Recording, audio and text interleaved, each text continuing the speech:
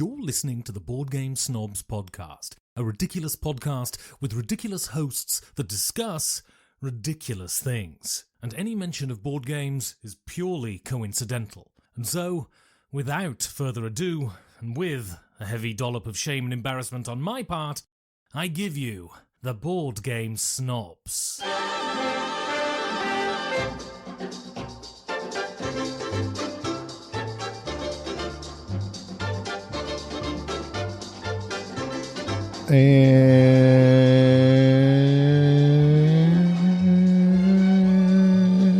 I sucked in a lot of air. Are you ready? Go! All right, welcome to Board Game Snobs podcast. This is Jerry. I'm breathless. And the definition This is Gaby. of a shield, Mm-hmm. of a shield, also called a plant or a stooge, is a person who publicly helps or gives credibility to a person or organization without disclosing that they have a close relationship with said person or organization or have been paid to do so. I will declare now, I don't even like this person, nor have I been paid by this person. I'm just simply saying that I've made you a mixtape. It's coming out on Kickstarter. Dan Hughes and the other guy, Mike, they got a board game coming out on Kickstarter. And they made it themselves. They made it as a team. And I'm very jealous because I think when two people get together, they can do great things and actually produce something that's worthwhile in the board game community. It just shows not only the motivation, but the affection that they have for one another. And quite frankly, the fact that they've made a board game, actually Dan's second board game, makes me a little bit jealous.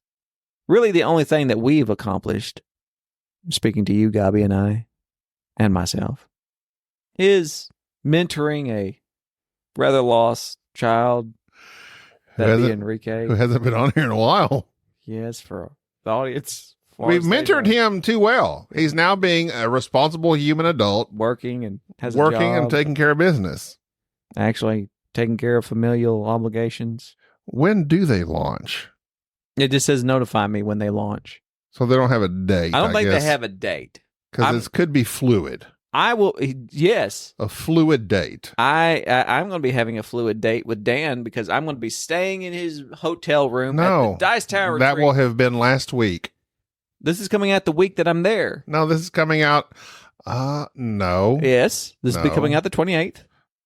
It better be. Have I already been 1, on my 2. fluid date with Dan? Oh, okay. Yeah, you're right. This is the week of. Yes. You're there right now. I'm there in the future. I'm talking to you, future Jerry. Carpe diem. Seize the Dan. on the fluid date. Yeah, we're going to go out and get a beer or whatever they have. That would be a fluid date. That's what I said. Coffee, Coffee. juice, I'll go get a coffee with Evan. Juice Force. Juice Force Ranger. Yeah. So that's what I'll be doing. You know what I'll be doing? Working. I'm working, That's good.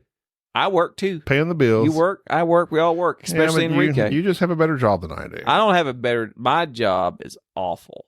Well, but it pays the bills a little bit You better than mine stay does. home and in your underwear and answer the phone. I actually did work in my underwear the other day. I know you did because I woke up you too late. FaceTimed me. I'd just be like, I'm here Like working. here, yeah, in your face. At least have some quirks. Quirks, No, wait, perks. perks. Okay, I was about to say.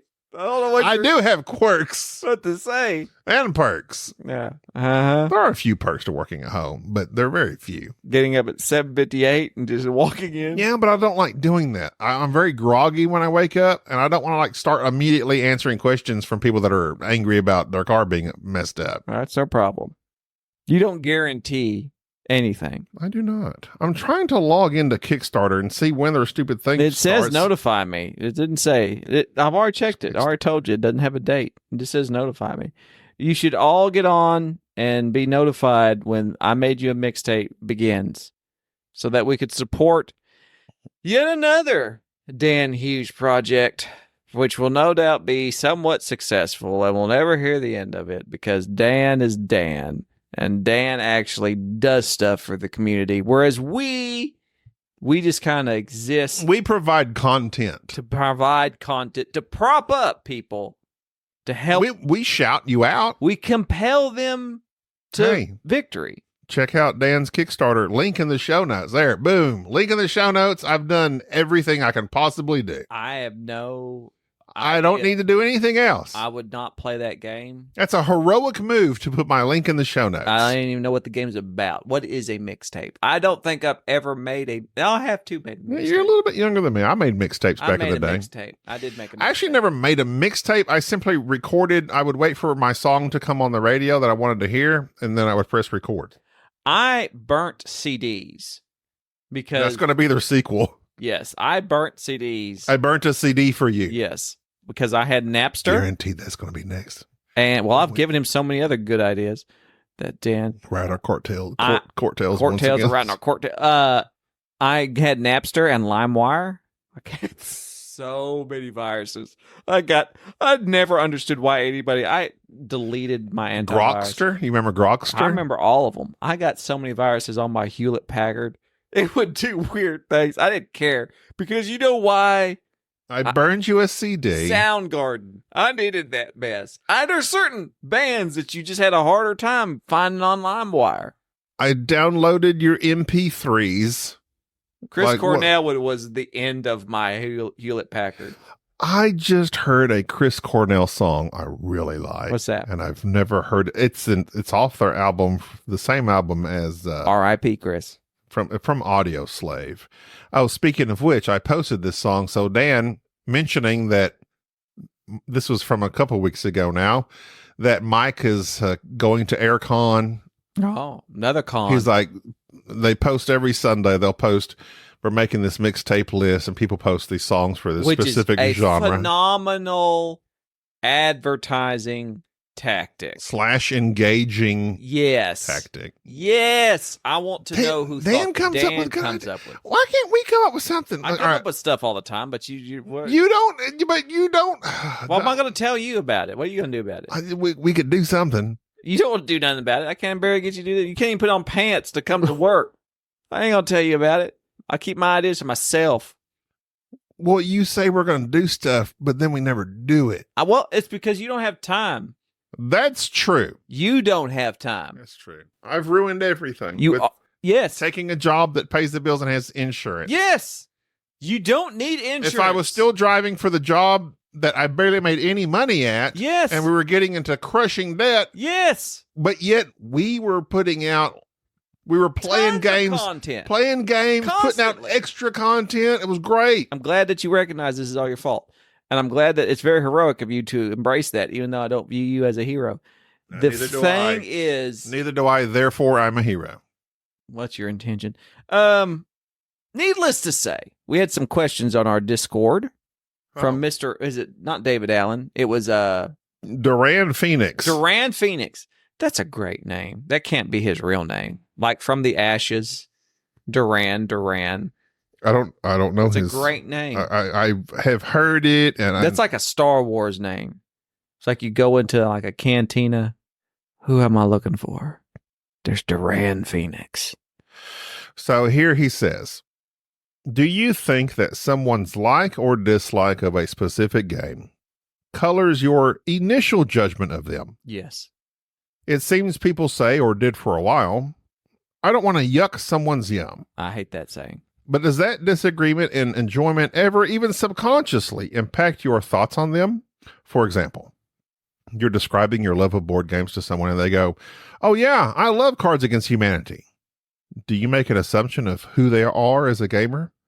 Do you decide whether they are someone you want to play with?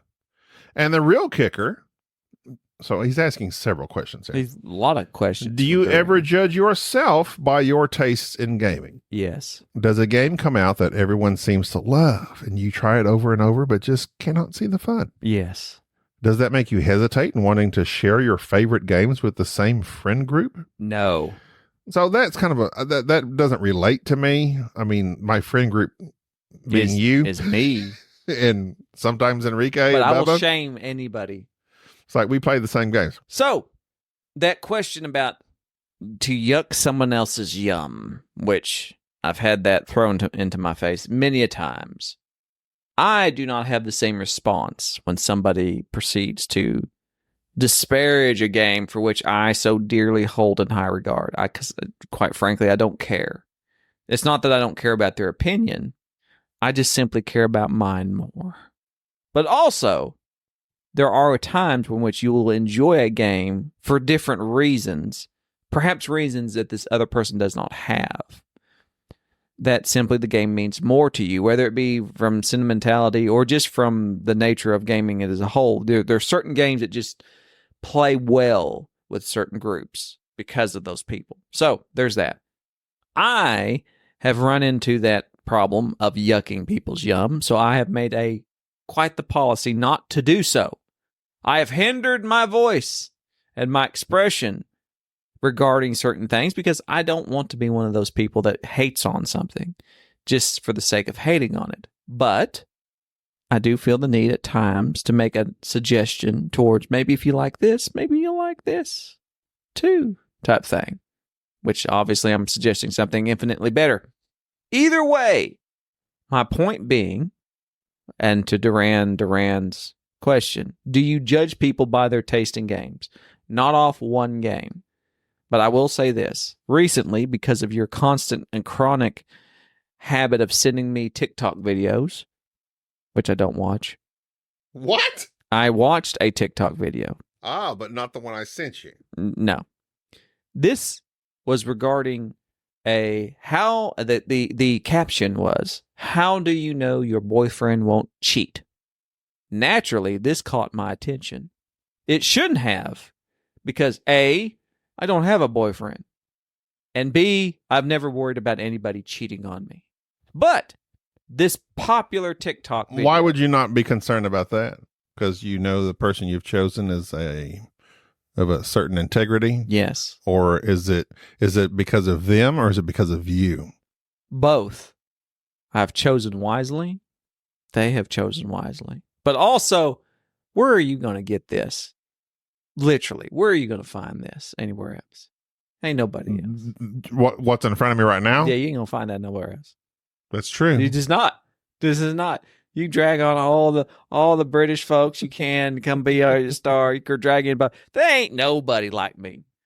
King Kong ain't got nothing on me. But everyone's unique in their way. I say that all the time to people who I want to help encourage. But my point being is that in this TikTok, this individual, this lady. It hurts my feelings you don't watch mine, but you watch some random one. No, I downloaded to try to watch yours, and then it just popped this thing up. Okay. I was trying. I tried. Pop that thing up. I had Chinese spyware on my phone, which I now been hacked. Anyways, this lady filmed her boyfriend going on a boys' trip. And in this video, he was loading up board games into his bag. And she was kind of like, this is how I know my boyfriend won't be out at the club. And I thought, what a sweet TikTok, an innocent TikTok. And then I looked at the games for which he had.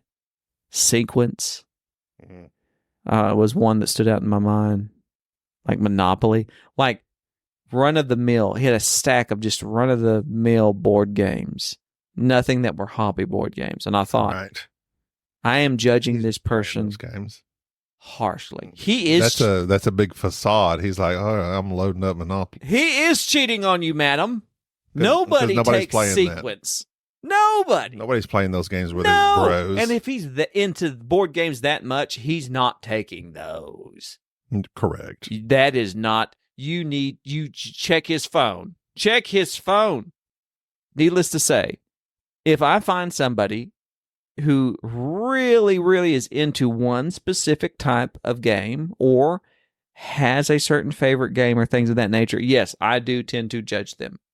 Well, that's just a natural tendency. So for me, it's like you're coming at this from two. Well, you could be multiple facets, but I'll just take the two. Get the two. One, you're looking for a friend. Go for the deuce. Yes, you are.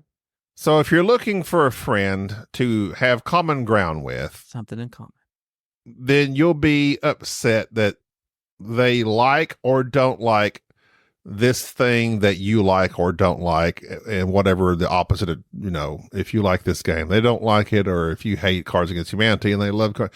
So it's like, darn, I was kind of hoping for some common ground to meet this fellow person at so that we could develop a relationship as friends. Right. Instead, they like Or trash. if you're just looking to reinforce your own superiority as a gamer over someone else, You've caught my attention. then yes, you can judge everything they do and say that game is a poor decision because it lacks in this area. But then as a quote unquote real gamer, you should be able to lay out the reasons that game is not good. Yes. If I see someone playing Splendor, I assume their life is in shambles. That they spend time collecting rocks. And they may. They may very well may. And they might be happy doing so. But to my... And who are you to yuck their yum? Which is why as they collect those rocks. Which is why I stay silent. And play Splendor. Yes, I say nothing. As they go back to their cardboard box put on under the bridge. Put on their helmet. Listen. Or their mother's basement, as you so often like to say. I do. When have I... Always. With their neck beards. Neck beards. I've said that. I don't understand the neck beard thing. I don't know. You always equate that with people of a I think it's certain neck beards. As a man with a beard now, I keep mine trimmed. You But no, I don't. See, I've got it right here. I know. I see. No, that's not a chin. Yours strap. Doesn't go as deep as mine does. Well, no, it's because I have one chin. How dare you? But I'm just saying. I didn't say it looked bad. When you're covering multiple chins, your beard's got to go a little bit deeper. I'm saying I go, but the neck beard when it goes down past to your underneath your Adam's apple. That's what I'm saying. I think neck beard in my mind is when the beard almost is solely on their neck, and they trim it like way too low on the jowls. Scraggly, yes, and you can go too deep on the jowls. Did you hear? No, you did not, because you don't listen. Jan. Who's Dan? Dan Hughes raved about my beard. Oh yeah, he called it beautiful. You've seen Dan's beard? He called it right beautiful. now. I'm looking at Dan's beard. You might be looking at his beard. His beard. He says he's had a beard since like he was 18 or something crazy. Really? That's a long time. He's had a long time. What does he have underneath there that he's hiding? Who knows? Wouldn't it be weird if he shaved and he's like a wanted man? Like he's some... Yes, he looks completely different. It's possible. Could be. He shaves and his hair starts growing back on his head. Did you know? I did. A lawyer in Toronto fell to his death in 1993. Testing safety glass. Look at there. How'd you know that? To finish that. How'd you know? I know that stupid story. Isn't it stupid? It's so stupid because it gives me panic just thinking about that. Because that's so one of the. Okay, so you might often hear of the difference between knowledge and wisdom. Yes, I know the difference. The guy that made a comment. I have both. No, the guy at the bottom said, actually, he says intelligence, but I prefer knowledge. He says, intelligence is knowing the glass is unbreakable. Wisdom is knowing to pull this stunt on the first floor. Because this fellow threw himself against a window on the 24th floor of a building in an attempt to prove to a group of visitors the glass was unbreakable. An act he had done twice before. Oh, he got away with it So he twice. loosened it. He loosened it himself. Oh, no. The glass did not break, but popped out of the window frame. So it wasn't breakable. Oh, yeah, it didn't He break. proved the point, but to his own demise. You know how embarrassing it would be to do something like that? 1993. Boy, that rhymed. That now we're still talking about it on a board game podcast. It's not about board games 30 years later. Thanks to Facts Weird. They need to let this man RIP. Because he's a lawyer. Some might say that's a good start. Well, that's the thing. I hate that people hate on lawyers. I like the lawyer joke. Yeah. It's kind of terrible. It is terrible. Like, why do we want all these men to perish? People hate lawyers because of what they associate until they with need one. I would be a lawyer. I love the law. I love arguing. I love the idea of there being a set of rules.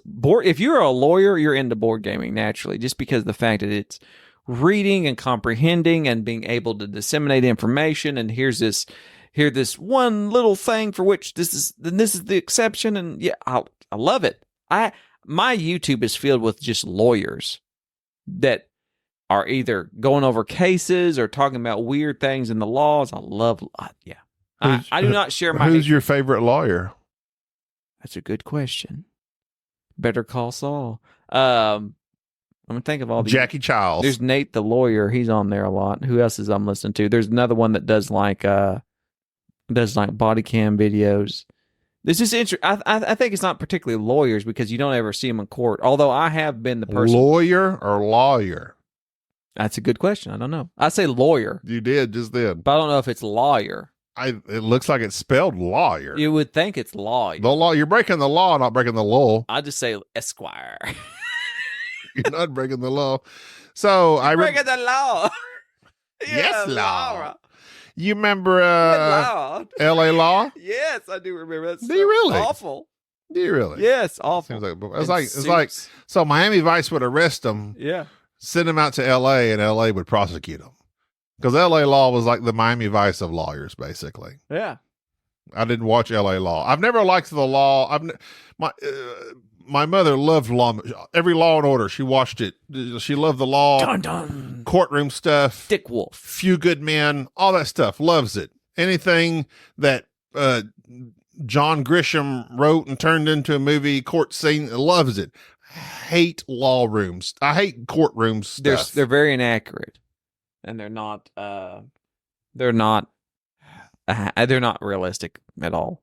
A lot of them are mainly, but that's I think what makes it so. Make it so. We have a concept in our mind about what the court would be like, what the law would be like, and these moments, these dramatic moments of like life and death, and here's someone who's risking it all, and here's somebody who's arguing and making points, and this gotcha moment, because that's what those shows are all about. They're all about this gotcha moment of you get Nicholson on the stand, and I did order the cold bread. That thing, you can't handle the truth. That's what you're looking for, and that just. It's not real life. It's not real life because, first off, lawyers never ask a question they don't know the answer to. Number one, which is never depicted in any of them. I mean, that is a principle of cross-examine. No, not just cross-examination, but just putting somebody on the witness stand. You are every question you are asking, you know the answer to. So it is just to get it on the record or to try to see if you can't trip them up. But every show you just see is like they're putting somebody on the stand. We'll get it out of them. Like, no, you've already gotten it out of them. In Discovery, there's no point of putting somebody on. Anyways. Do you have a favorite law movie? Courtroom scene? You're into that stuff. You know, this is going to sound so weird, but the one that sticks out in my mind, I think it was probably the first one I ever watched, was on JAG. I know it's and FYI, it holds up. Our JAG episode was one of our best episodes of all time. But there is a scene where Harmon Rabb gets on, he's talking to some witness, and he shows this diagram, and he's like, so how many shots do you think were fired? I can't even remember what the situation was like, how many shots were fired at this plane? And the other lawyer stands up and says, I object, you can't ask that, it's speculation. And he goes, you're right, I withdraw the question. There's no way for you to know how many shots were fired at this plane, or something like that. It was like, it's like he purposely wanted the other guy to object so he could make this point of like the Harmon, the bias of the survivor bias of like what they did with the B-52s that would land. Love Shack. Yeah, no, the ones that got shot up and are like, these are the ones that got shot. Here's where they got shot at. So we must put armor in those areas. And then someone says, well, wait a minute. Those are the ones that survived. The ones that didn't survive, obviously, we don't see them. We need to put armor in these other places. That type thing. Jack, what are you doing? I can't think of a... Jack just busted in here. Jack likes to walk in and try to sneak into the podcast. What are you doing? Anyways, so yes, I do judge people by their game collection and what they enjoy to play. It's just, and that's natural. And first off, send your emails at boardgamejustsnobs@gmail.com. Secondly, I will not be judged by this stance because you all do it. We judge people every day by their shoes, by their clothes, by the cars that they drive. Well, Ryan was saying, they had a rather long discussion with some very intelligent, back and Ryan. forth. Our Discord is good at that. And Ryan was like, he said, I don't, judge them as a person. I just judge where they might be at as a gamer, which is, what we can do is like, if you're playing Ticket to Ride, is this your first game? Okay, well then Ticket to Ride's understandable. Correct. I don't play it anymore. I used to play it. It was kind of okay. I'm glad I found better things. But if you're just coming into the hobby and you really like Ticket to Ride, well, that's good for you. There's nothing wrong with that. I'm not going to play with you. I take that into account. But I'm glad you enjoy it. Find others who do. But if there are people, if you ask me to play with you, I will not. And they are out there, people who hold these stance about these basic games. Oh, yes. Carcassonne, the greatest game. No, it's not. Move on, please. Nobody's playing Carcassonne. Move. Please do not put this old tile laying game in another list of the greatest tile laying. They've improved it 1,000 times since then. What I don't understand is why does Alhambra, which is a much superior,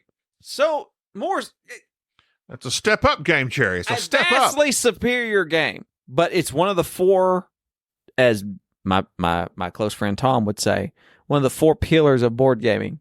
There's Alhambra, Carcassonne, Catan, and something else.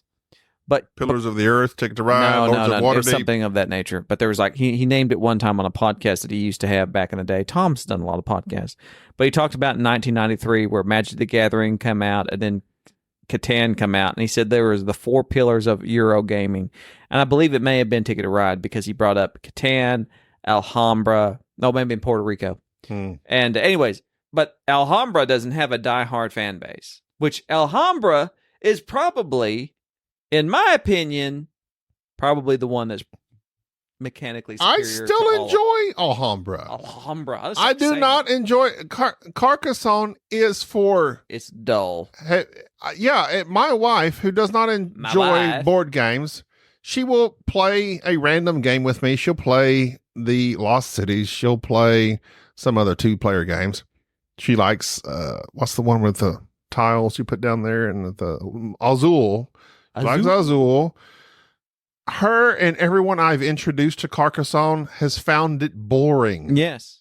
It's boring. But you have to realize that back in the day, that was a new concept. Okay, back in the day, sure. Please stop talking about it in today. Have you ever watched Citizen Kane?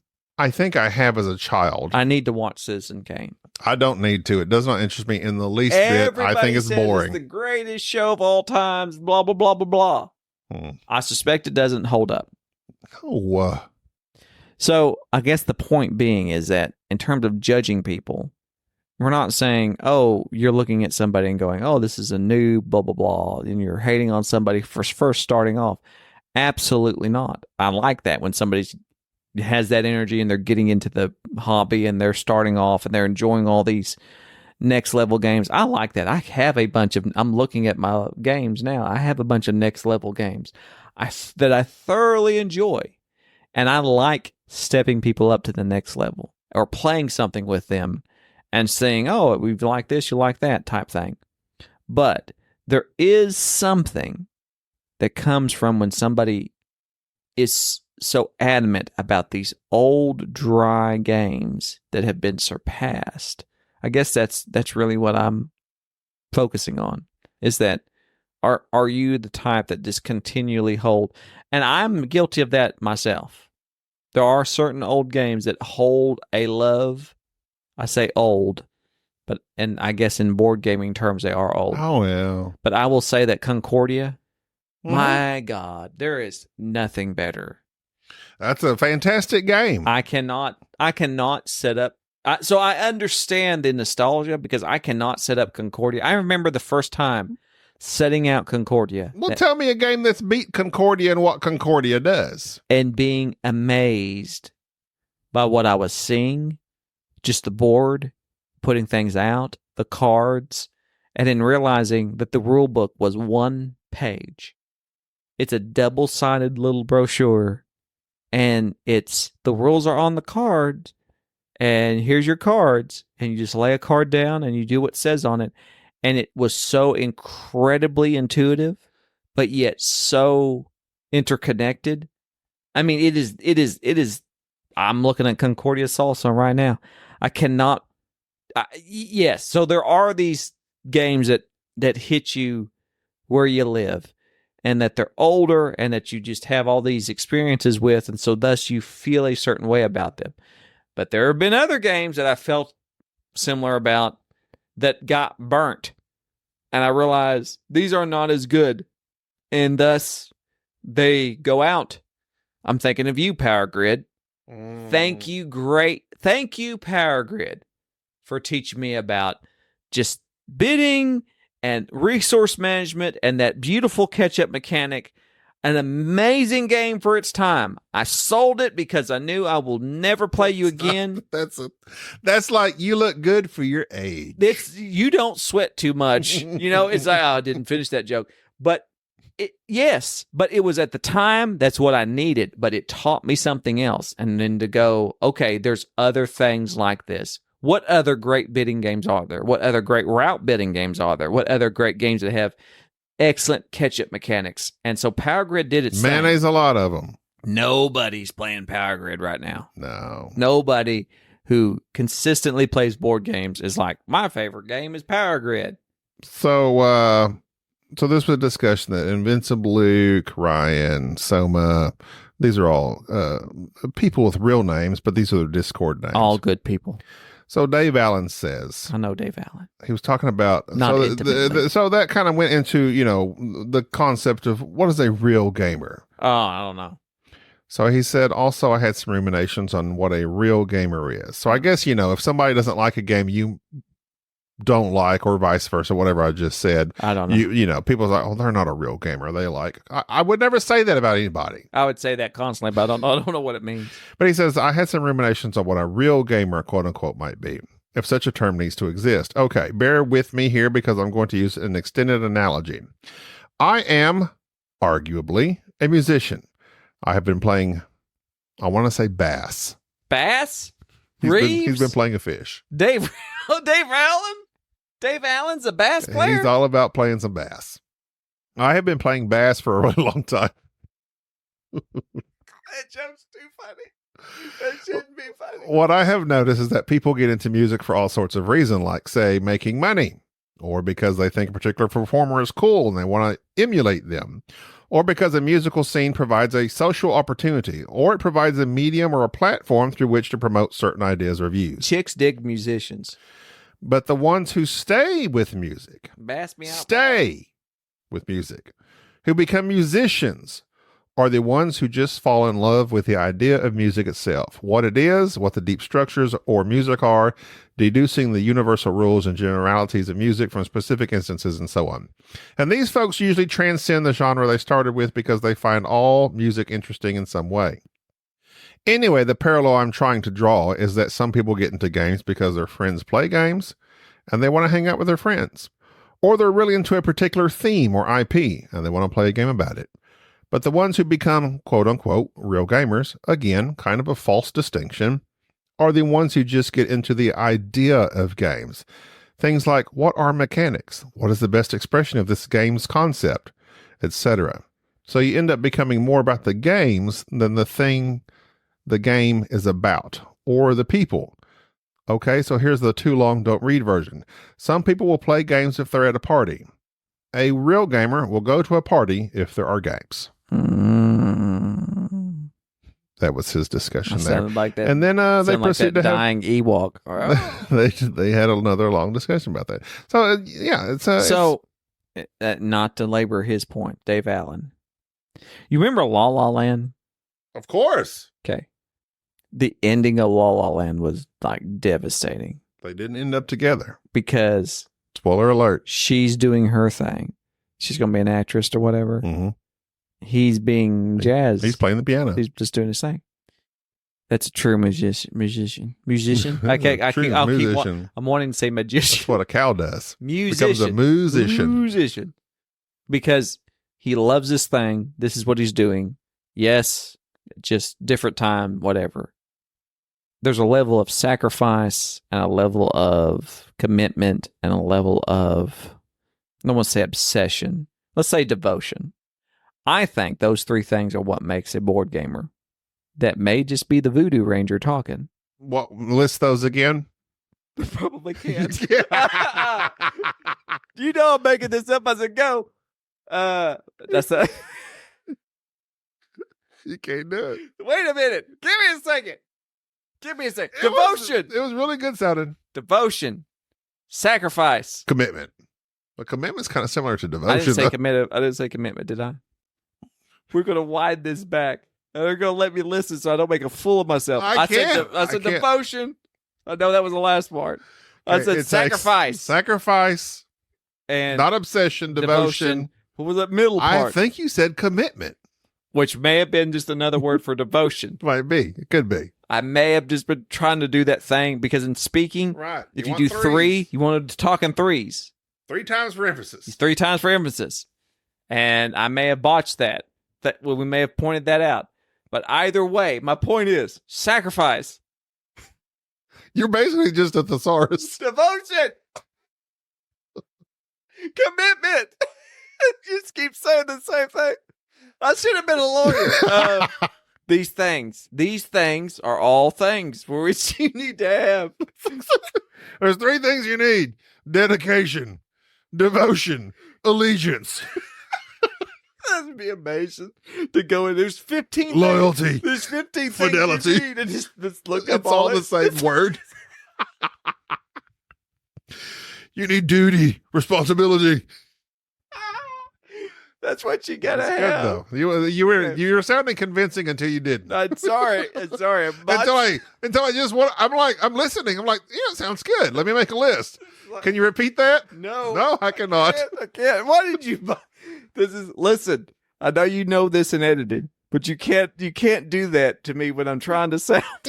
You're just supposed to let me go. Okay, Just let me. You pulled the curtain back. Pulled back the old synonym curtain and busted you. Close the door. It's like, oh no. All right. All right. Yeah. So those are things that you need to be a board gamer. And so thus, I don't think that there's any number of games for which you must own or play. It's just that you enjoy an activity to a degree that you're willing to commit a certain amount of time to play said game. And perhaps you enjoy doing so, and it's, yeah, that's it.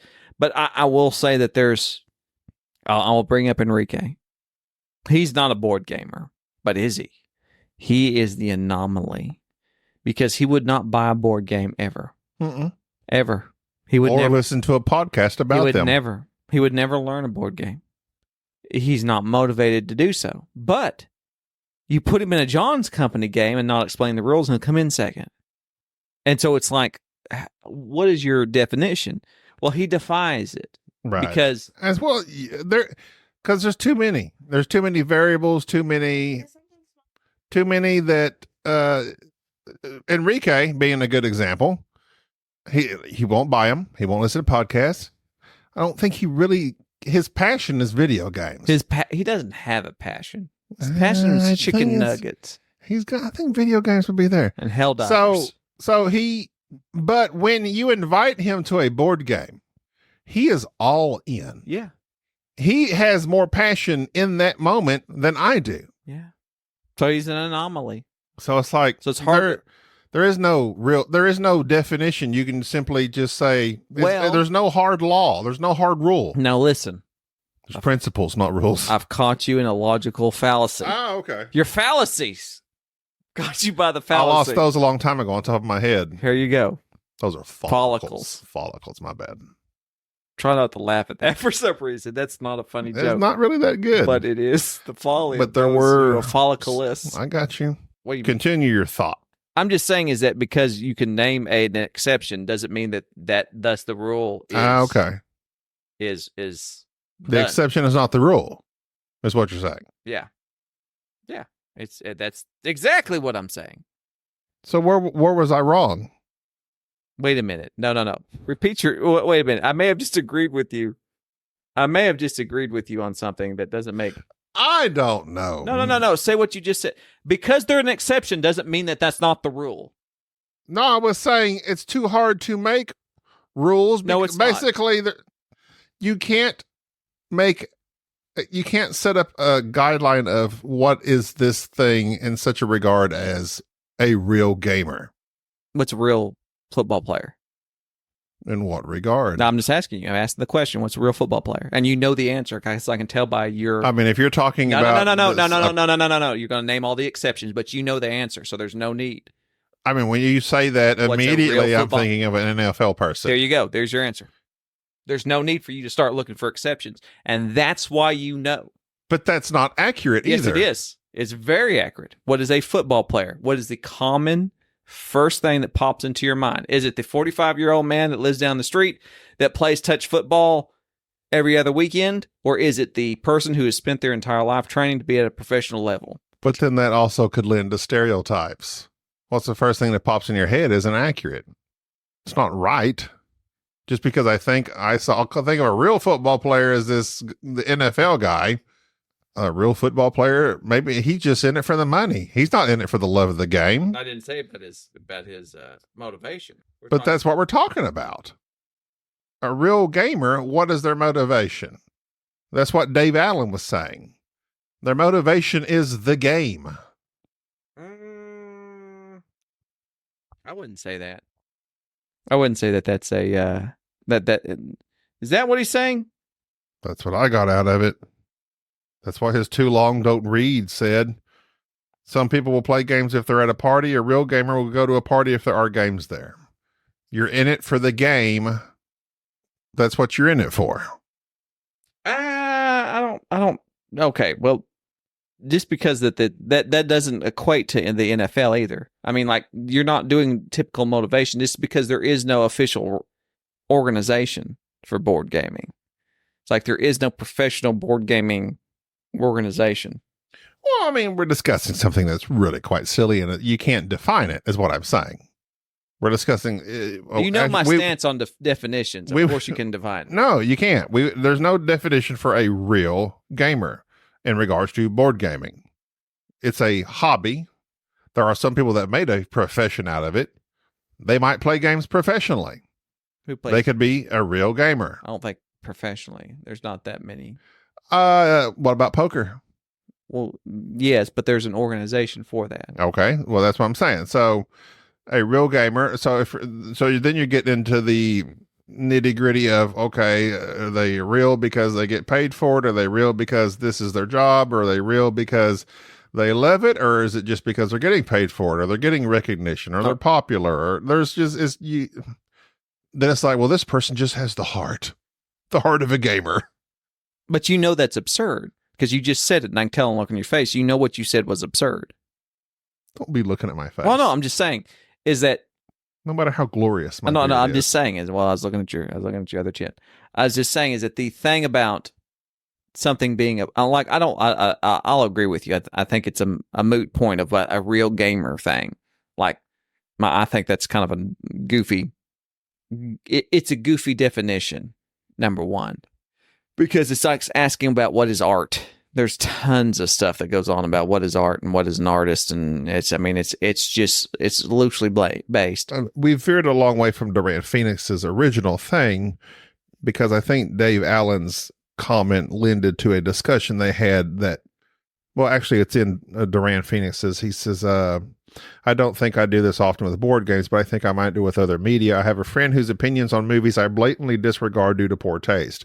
I know I claim to enjoy very light worker placement games, and I definitely have not found the fun in Zulkin. I hesitate to play with a good friend and his wife because they are, quote unquote, real gamers and play a lot of heavier games than me. And so that's what led to the real gamer discussion. And then it kind of just, went from there. And that's what Discord is for. They have discourse on Discord. I thought it was just supposed to be Discord. But anyway, so whatever. That's my opinions. I got to wrap this up quickly because I need to go home.